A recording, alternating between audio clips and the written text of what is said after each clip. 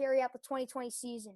We've talked about Florida and Arizona, but this is another possibility that could be used to play the MLB season during this pandemic. Rangers General John Daniels said, when asked about giving the possibility of Texas being part of such of a plan, just given the nature of the market, the proximity of a lot of facilities, the quality of the facilities, the quality of not just baseball facilities, but the hotels in the area and the other things you need. There have been talks about playing in Arizona, Florida, and Texas. Arizona has 10 stadiums that can be played. And, a reasonable time for the MLB to have a plan in place for the 2020 season is the end of May. A plan could include player training starting in June and games starting in July.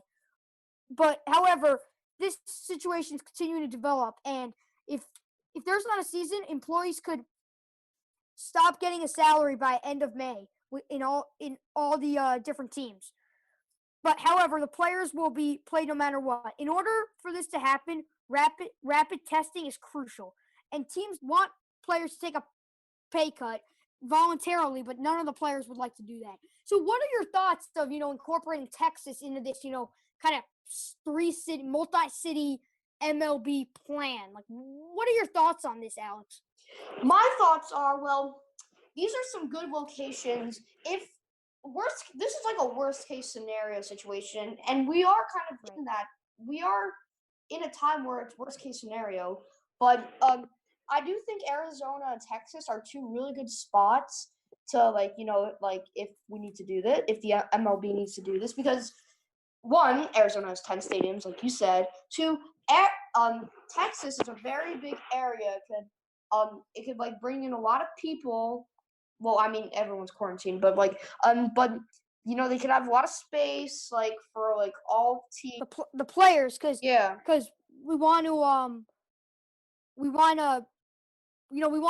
keep the play. We want to keep the players distant from everyone else. They've got a lot of raw. Whether it's they can find raw space to keep these players, because what you're thinking is this is like baseball in a biosphere. That's kind of what you're imagining, whether it's a biosphere in Florida or Texas or Arizona, it's a biosphere with a certain amount of teams, and you're going into the biosphere and you're coming out, but once you come out, you have to quarantine to get back in, if that makes sense. But this is just kind of putting something out there. Obviously, this isn't going to be great, but it's just important for the MLB to just have some sort of season for so many reasons, whether it's financially, whether it's even for the well-being of this country. I mean, this country, we need live sports. It's important. It's something that a lot of people enjoy in this country. And, there's so many benefits to just having something out there. And I think this is important. I think, whether it's 3 cities, 2 cities, even 1 city, it's just going to be interesting. And, how they even divide these teams up will also be interesting. I mean, you could have the Cubs and Yankees playing multiple games a year, which only really happens every 4 years. But, you're adding, you could just have, you just have all these combinations that don't always happen, which is just really interesting, which could be interesting for fans. What do you think about this, Gabe? Well, I think there's so many different options that could happen, but I think there's only a few realistic ones that could happen. I think it's possible that maybe all 30 teams could play in a few cities that are close to each other, and there would be double headers almost every week. That's really a benefit of Texas, because you have so many cities in Texas, whether it's Houston, Dallas. I mean, I'm sure they could use UT Stadium in Austin. I'm sure they can find one in San Antonio. They have so many cities, so if they could kind of just have that state as just, that could also be an option too. But then again, you're looking at, if you're thinking about a biosphere, Arizona's got 10 stadiums in a close distance from each other. So that's what really works with Arizona. And there's also a possibility that this season, and it's a strong possibility, that the MLB may not even be playing all 162 games, right, which I think will end up happening, because I think that's a must. I mean, I just can't see. I mean, you also got to think about the players' well-being. I mean, how many games want these guys to play a day? I mean, it's just too much. I don't think there's enough time for them to make back all all the time that they've already missed. And the start of this MLB, it's really almost the first like action that we've kind of seen from any other major sports in the U.S. from them starting to come back. Like the MLB is missing their whole season. So, when you say that the impacts of, how MLB's been the first league to, come out and try to, even attempt to really start reopening like publicly, like not publicly, but really start talking to the media about, really significant plans to reopen. That's because the MLB, they're missing their whole season. Like the NBA, they had some of their season, so they're not losing that money. Like if the NBA doesn't come back, they still have that money that they got from this season. But the MLB, if their season is in the prime of this pandemic, so they will lose so much money if they don't have a season at all. Yeah, I really think this with the MLB trying to restart, I think this gives us a lot of hope about the NBA restarting and also about NHL and the start of the NFL season in September. I know it's a far way away, but you still need to be thinking about this because it may be that we're still in the same situation come September and the NFL season may have to be delayed. Right. You also see doubleheaders in baseball a lot more than you see in you see in the NFL or obviously the NBA. All those things I just think just the idea that baseball condensing just seems a little bit more realistic than especially football. That is tough. Even a Sunday to Thursday, that's controversial. That's been talked about with injury. I think just the MLB is just a great starting point because of the way they have the ability to condense the season. Well, yeah. Well, I think there's been reports about having the MLB actually having a 3 division and each division has 10 teams. So that's a pretty interesting point. And I like the point you were making about how they're not going to play all the regular season games. And I think that's a very strong possibility there. And I like the fact about Arizona because there's 10 stadiums, they're close together, and they can get some different matchups. And I think it will be very interesting to see how it plays out. I agree with you 100%, Chase. I mean, it's really, we don't know what's really going to happen. Time will tell. Yeah, it's definitely going to be an interesting situation that we're going to, keep talking about as it continues to develop through, May and even June. So one more thing that broke this week was the NCAA announced that it's going to allow players to profit off their likeness starting for the 2021-2022 season. It's still illegal for colleges to pay the student athletes.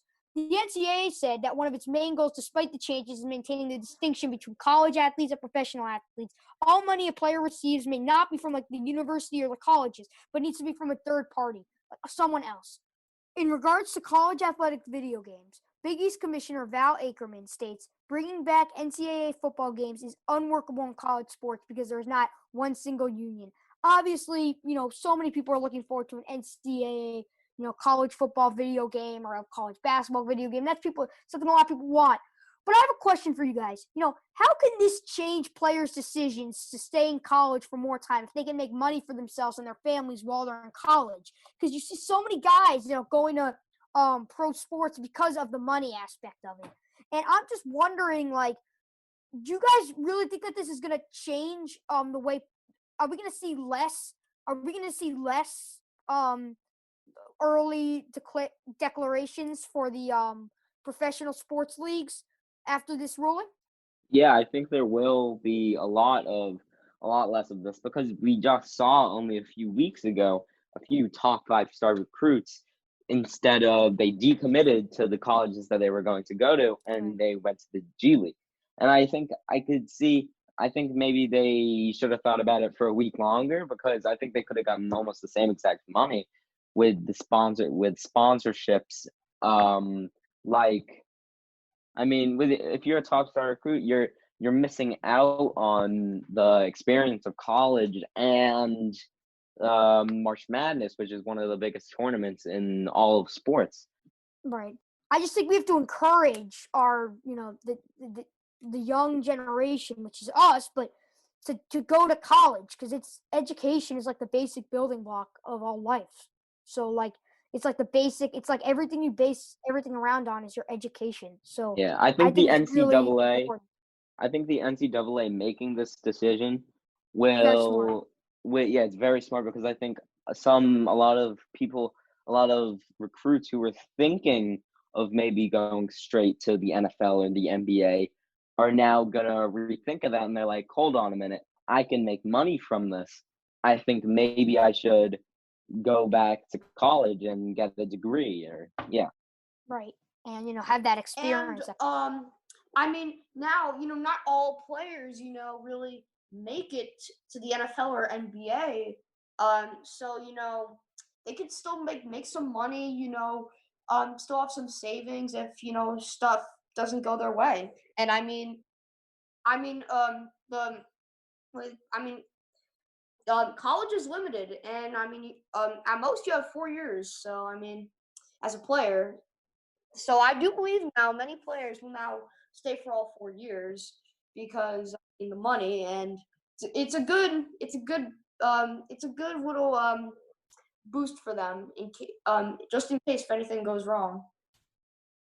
Yeah. And I actually have a very bold prediction here. I actually don't think this will happen, even though it's expected. Because it's always been a controversial topic, and I really don't get the point of paying college athletes when they're not at the professional level. You're not supposed to get paid to play. Like you're in school. I don't know. It's just very controversial. I mean, I'm happy because the video games are now going to come out, and Oh, we don't I've know always about been that. one. I think Well, no.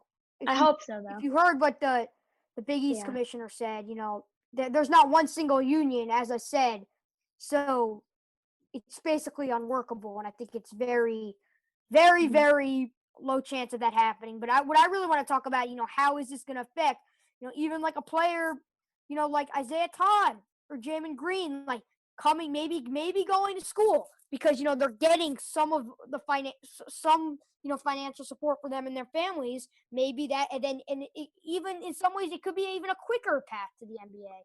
So it just doesn't have that money involved but now it does. So I think it's really, really important. And also, I wanted to bring up like my mama went to the Naval Academy. She got paid for her service, and now it's kind of like I feel like athletes are going to get an almost equal amount of pay like as the military service, and I think it's a good move for the NCAA because now they're getting profit on players, which used to be so much higher on coaches. Like coaches that were getting like $10 million a year.